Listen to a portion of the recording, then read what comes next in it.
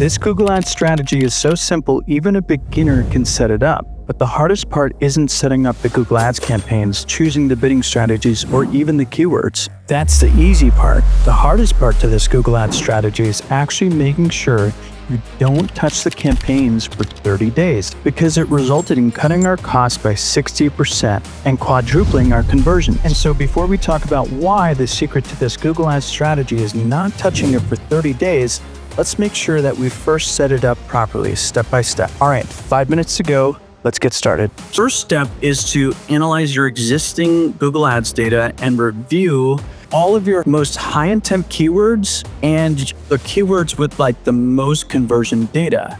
And then you'll want to compile a list of your top keywords. Now, there's going to be keywords in there that are not as high intent, but they have some conversions. I want to cut those. I want the top and the most high intent keywords multiplied by the keywords that actually have gotten the most amount of conversions within your account. Number 2 is set up the proper structure. So what you're going to want to do is one campaign, one ad group, and 5 to 7 of those broad match keywords. Make them broad match and run 2 ads. So you'll want to set up a campaign level conversion goal. Less segmentation equals faster learning, which equals better results. So the more ad groups that you add to this, the longer it's actually going to take for Google to optimize. So make sure that it's not segmented. Step 3 is where it gets fun. I'm not only going to tell you which Google Ads bidding strategy to use, I'll tell you why. Because this is something most Google Ad experts don't even know. And then for a bidding strategy, either use maximize conversions. And then if you want to, feel free to set a target CPA 6 to 10 times higher than your goal cost per conversion if you have the conversion data. Now, if you don't have any conversion data, I would start with maximize conversions. Then for e-commerce, use maximize conversions value or TROAS target, kind of same principles. But the idea there is that you're going to have multiple e-commerce products. And if you set a target CPA or a maximize conversions bidding strategy, Google is going to go after the highest amount of conversions. So it's going to try and sell the cheapest things on your stores. So make sure you set maximize conversions value or a TROAS. It sounds strange. I've got a client where their goal is about $100 per lead, and I've got the target CPA set at $2,000. I know it sounds insane, but it's getting great results. And the reason for that is because I want to bid aggressively because I know that it works. We're getting $100 CPAs. It's more so like it's saying, don't go for conversions that are higher than 2,000. But anything below that is great. All right, go ahead and publish your campaign. Make sure it's live. And now step 4 is where it actually gets hard. But don't worry. I'll walk you through the only 3 scenarios that you should see happen, and more importantly, what you need to do. We'll walk through a complete process of when you need to add your Google Ads keywords as negatives and what you should be looking out for. Because if you get this part of Google Ads wrong in this strategy, you'll be fighting against the algorithm and it won't work. After you have about 30 days worth of data, or about 30 to 50 conversions in the ad group. Now you can start making adjustments only after one of those 2 things have happened. So scenario number 1 is if you're continuing to meet your target CPA and meeting the daily budget, then basically scale that budget.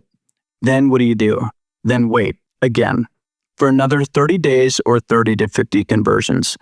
I know it's probably killing you to wait. Now, scenario number 2 is if you're not meeting your CPA target, then raise your CPA target. Make sure you understand your typical conversion lag and make sure that the first 7 days of your campaign, you need to understand that that is learning. It needs to actually be assessed after that time period. And scenario 3 is if you're not spending your budget, it means that Google doesn't think that it can achieve your conversion goal. If the average daily budget is not met, then just raise your CPA target or TROAS target.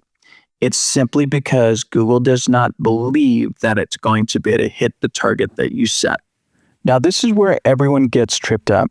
When should you actually add negative keywords? If you don't understand this simple framework, you'll be working against the algorithm and not with it. You're going to only want to make changes at these specific cadences. That way, you can allow smart bidding to actually do its job.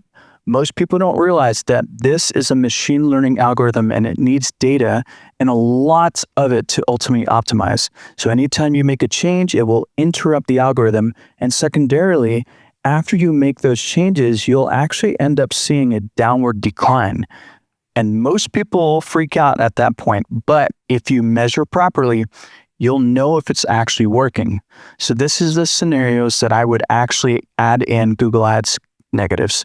So you'll go in at the search term level, not at the keyword level. Now, if you get enough data after some time that you're seeing, okay, there's been 100 clicks, no conversions, and it's higher than the CPA, for example, then that's a great time to negative out that particular search term.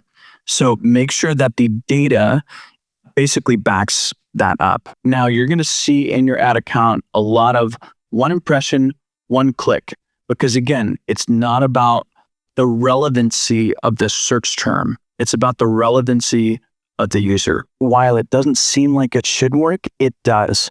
Because unfortunately, Google Ads isn't about controlling every keyword anymore. It's about giving the AI the right signals and getting out of its way when you use smart bidding. This strategy is literally incredible as well. You need to check it out.